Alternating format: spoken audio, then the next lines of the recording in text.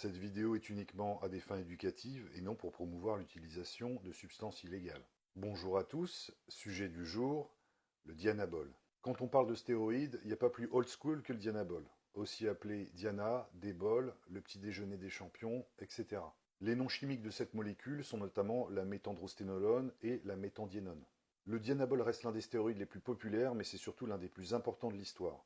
Sans aucun doute, c'est le plus connu. Il existe depuis la fin des années 50 sous forme orale, et de nos jours, on peut le trouver également sous forme injectable.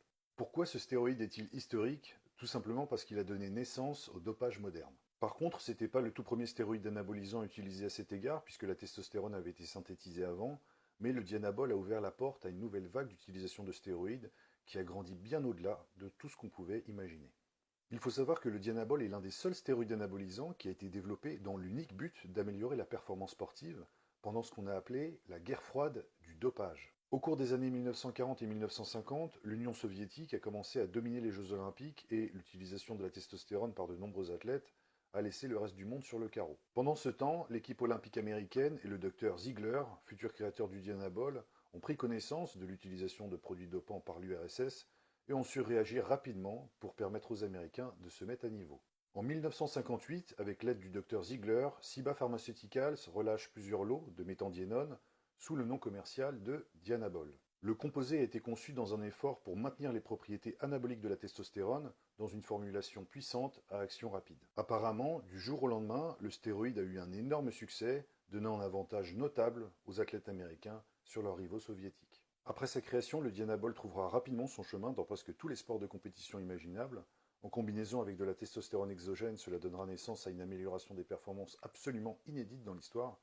Et enfin, on l'utilise depuis cette époque en prise de masse, en cure, en bodybuilding. En médecine, le Dianabol a principalement été prescrit pour traiter les personnes âgées et les personnes souffrant de brûlures graves, parce que ces deux catégories de patients souffraient de perte de masse musculaire importante.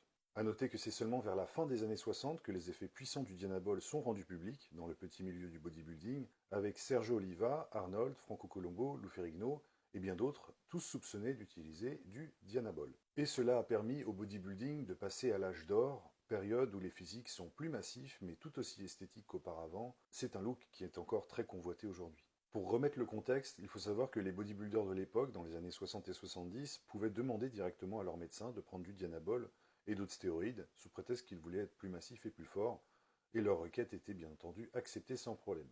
Alors que de nos jours, même en demandant une simple prise de sang à son médecin, on a le droit à des regards inquisiteurs, voire des refus. Donc à l'époque, c'était aussi simple que ça, personne ne connaissait les effets indésirables des stéroïdes et ils étaient 100% légaux. Revenons maintenant au Dianabol. Donc c'est une forme dérivée de testostérone avec une légère altération pour réduire la nature androgénique de l'hormone, mais c'est aussi un 17-alpha-alkylé, c'est-à-dire qu'il peut passer la barrière du foie sans être altéré ou détruit. Passons maintenant aux effets bénéfiques potentiels du Dianabol. Premièrement, plus de dopamine, donc sentiment d'euphorie. C'est peut-être aussi pour ça qu'on voit Arnold se fendre la poire en permanence dans Pumping Iron. Plus grande rétention d'azote, donc récupération plus rapide, augmentation de la synthèse protéique, du glycogène musculaire, mais aussi de la testostérone libre, donc plus de masse musculaire, et enfin augmentation des globules rouges, donc plus de force et plus d'endurance. Passons maintenant à l'envers du décor, les effets négatifs. C'est une loi, ce qui s'acquiert vite peut se perdre aussi vite.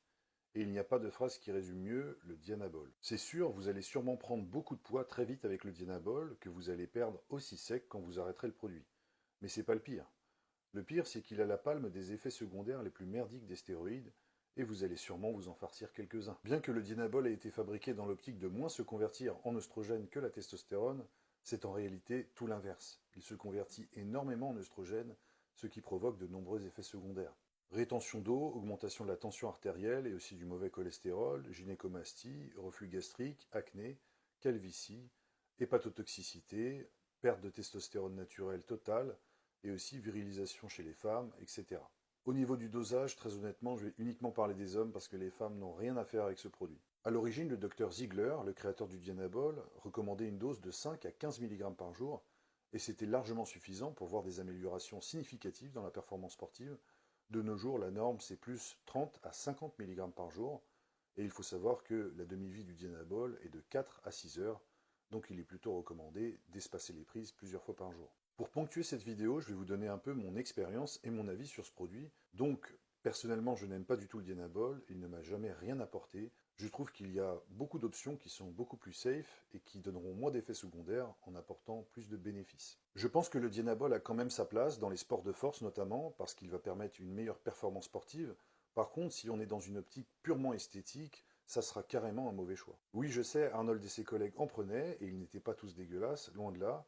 Mais il faut savoir qu'à l'époque, ils n'abusaient pas des produits comme maintenant, ils n'avaient pas tous des gynécomasties et des furoncles dans le dos, ils mangeaient sainement et ils avaient un mode de vie totalement différent. De nos jours, le Dianabol est encore très populaire auprès des jeunes et des dopés du dimanche parce que beaucoup habitent encore chez leurs parents, ont peur des seringues et surtout veulent vite gonfler. Seulement voilà, vouloir vite gonfler, ça ne prend pas en compte que le vrai tissu contractile, le vrai muscle, ne s'acquiert pas en 4 semaines de cure. Même sous produit, il faut des mois, voire des années, pour créer du vrai tissu musculaire. Comme le dianabol est toxique, il ne pourra de toute façon pas être utilisé pendant des mois, donc il n'a aucun intérêt pour faire progresser votre physique à long terme, contrairement à des injectables par exemple, qui seront moins néfastes et pourront être utilisés plus longtemps. C'est bien connu, le Diana donne du poids, donc les petits maigrichons vont être contents, ils vont prendre 10 kg de flotte, qu'ils vont reperdre dans les 10 jours qui suivront l'arrêt du produit. Dites-vous bien qu'il n'y aura aucun acquis. Pour moi, le Dianabol est un mauvais choix en ce qui concerne la croissance musculaire, et ça fait bien longtemps que ce stéroïde préhistorique n'est plus utilisé par les bodybuilders de haut niveau.